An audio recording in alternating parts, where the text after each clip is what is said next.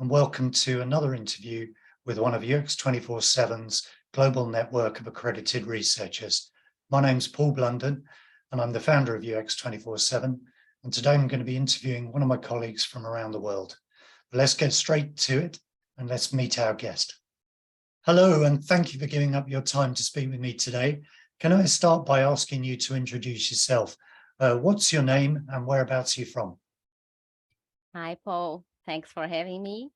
I am Ana-Lucia Martinelli, and I work and live in Sao Paulo, Brazil.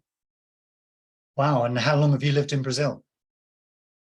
I've lived my entire life in Sao Paulo, but I've spent some seasons in Europe studying English and German. But that was long ago. It was between 1997 and 2000. Right, that's really interesting. A lot of our researchers are multilingual. Do I take it you speak more than one language? Yes, I speak Portuguese as my native language, and I also speak English and Spanish. And unfortunately, I'm not fluent in German anymore, but I do understand some. Wow, that's pretty impressive, 4 languages. Very good. So I want to ask you a bit about how you got into research today. So can you tell me a bit about what inspired you to start off on this path? Okay. I started work with internet in 2001, long ago, and I went to a website, a marketplace for automotive, which is called Web Motors. It's the largest marketplace for cars in Brazil until present. And at the time, as I was a web designer, as it said, the term at the time. And then I became an information architect. And finally, I was coordinating the UX team. And at the time, we hired some important usability studies. They were not much done in-house those times, but I was allowed myself to do some research once in a while, mostly with sellers, and some evaluative and some discovery. And this was the part that I enjoyed the most. And then after Web Motors, I went to OLX, which is a marketplace or a general classified for emerging markets. And there I was working with research exclusively. I was a research coordinator, helping the product squads in whatever needs they had. And after that, I went to another marketplace for bottled cooking gas. And after that, to some consulting companies. And then I was working with exclusively with research for about 9 years now. It's been a while. It has been, that's quite a career. And you mentioned discovery research, usability testing. Do you have a favorite methodology that you've started to use or used over your career? I particularly enjoy very much discovery research because they are in-depth studies and they are very rich in findings and insights. And it's really very rewarding to understand deeply people's needs and their context, what could be done to solve their problems. And of course, it's also very rewarding to help the clients understand their audience, their customers, and how they can address those problems, those wishes, and improve their lives. And for instance, I find very fulfilling the task of building personas, because you need to find out and understand all the main user archetypes, and you need to do a series of comprehensive interviews with all possible segments of users, and then you have to be very careful in analysis. And the aim, of course, is to understand and deliver a set of users, and they have to be reliable and representative to the audience. And of course, that this is simply key to build products and services that cater to them. And anyway, interfaces is my specialty. And I am very fond of usability studies. Right. So, but a big fan of discovery and what that leads to as well. I take from that, which is yeah, very interesting. And you mentioned a couple of companies you've worked for in Brazil. What is the sector experience you have overall? My main experience is with marketplaces and financial services, because I also worked some years for a consulting company, and their main clients are traditional Brazilian banks and fintechs. So I've done a lot of studies on this financial area. But also I have made research for all sorts of web-based platforms, intranets, and TV interfaces too. So those are my experiences. Fantastic. Well, that leads neatly to my next question. I'm really interested to understand a bit about the maturity of the market our accredited practitioners work in. Can you tell me a bit about how customer-centric Brazil is? I believe that important Brazilian brands and global brands in Brazilian market are very much aware of their customers, and they need to be, because Brazil has a large and diverse population and huge social differences and inequalities, unfortunately.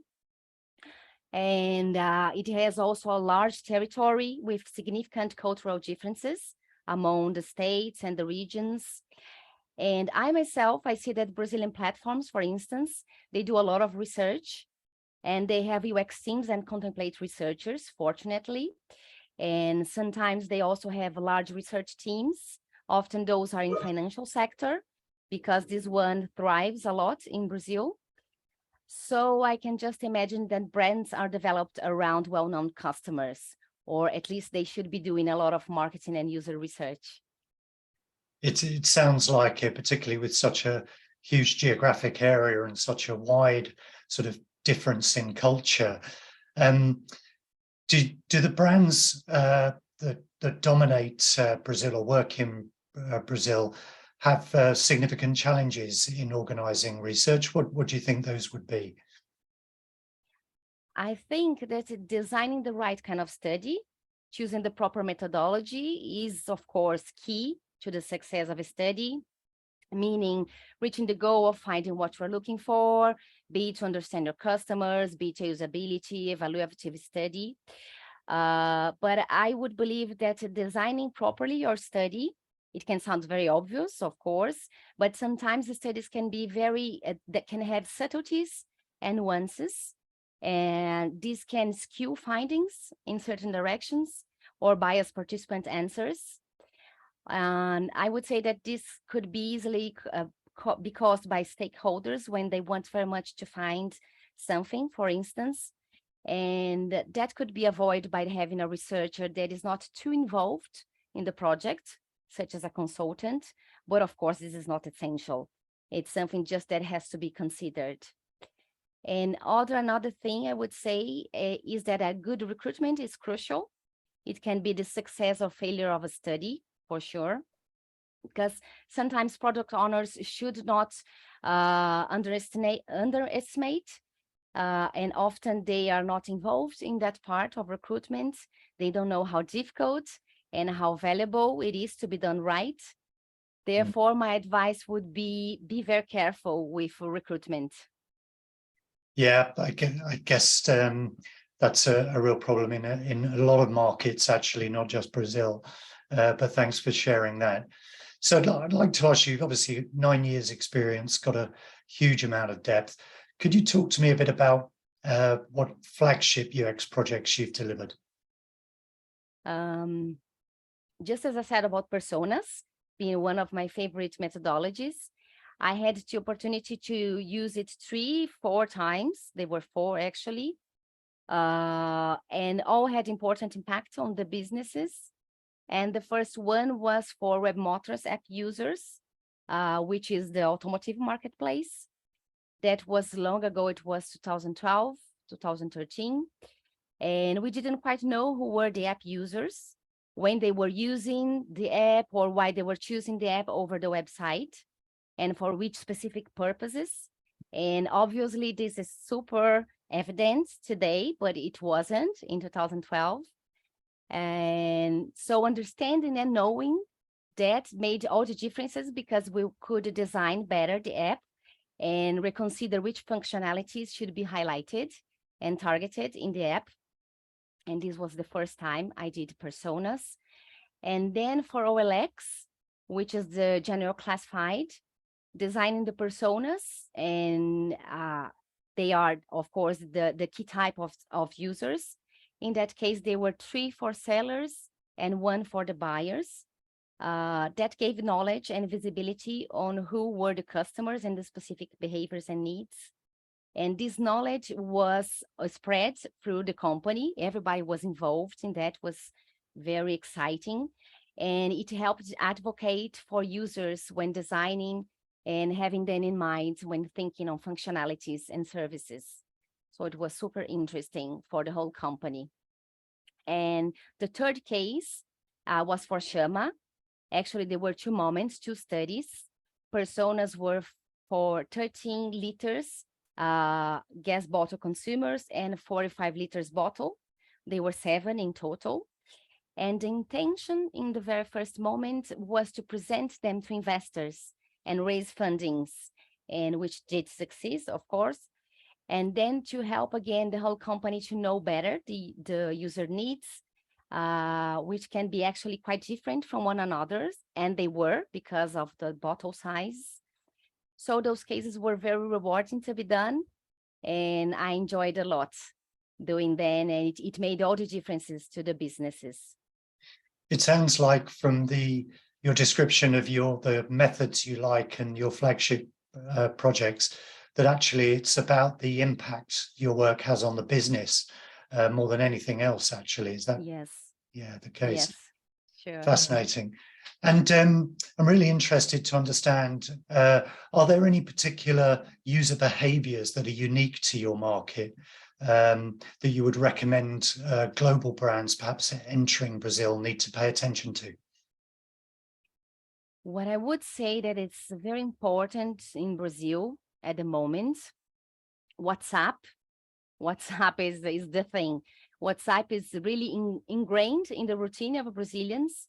People even use it over telephone calls, and they order things through WhatsApp now, and they demand services so much that it became an important customer service channel to companies of all sizes, actually, because it's so easy to use, it's so intuitive.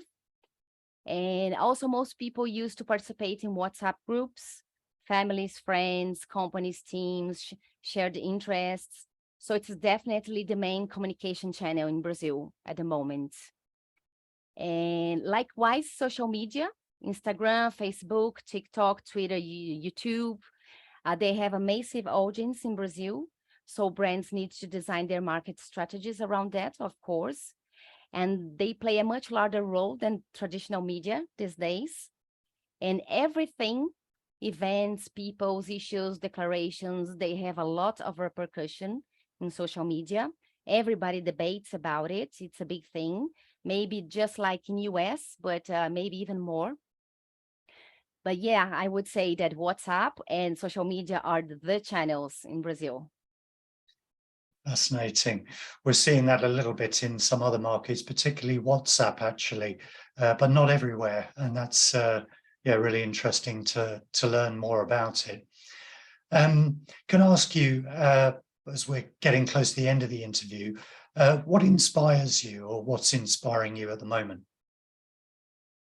I am very fond of arts because I graduated in fine arts myself long ago.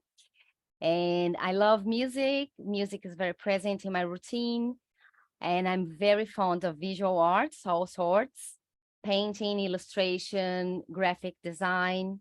I like architecture very much. And I see a lot of movies and good TV series. There are some very good ones these days. And I also have a serious hobby, which is art restoration. And that fulfills my need to do stuff with my hands. And I find it very refreshing when I dedicate some of my time, some of my free time to do some art restoration. And I feel that it fulfills my creativity. So I'm very fond of it. You must be very busy. Since Yeah, you whenever I have some time, I do some, and I feel like I'm up again to work. fantastic. And finally, what's your biggest learning since you've become a researcher? I think that it's easy. That is customer research is essential, and every penny spent in research is more than well spent, because it's key to the success of projects and quick adjustment of brands and services, for sure.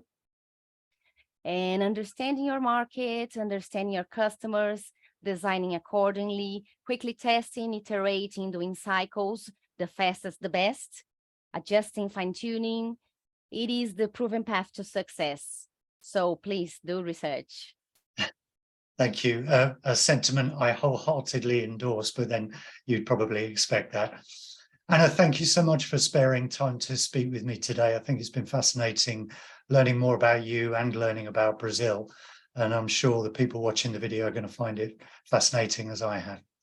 Thanks very much. Thank you very much, Paul. Thank you. I hope you enjoyed finding out more about Anna and the Brazilian market. I'm Paul Blunden, I'm founder of UX247. And if you're interested in learning more about what we do, you can visit our website at UX247.com, or find me on LinkedIn and feel free to message me there, or better still, subscribe to this channel and you can watch other videos when we put them up as we interview other people in our global network. Thanks for watching.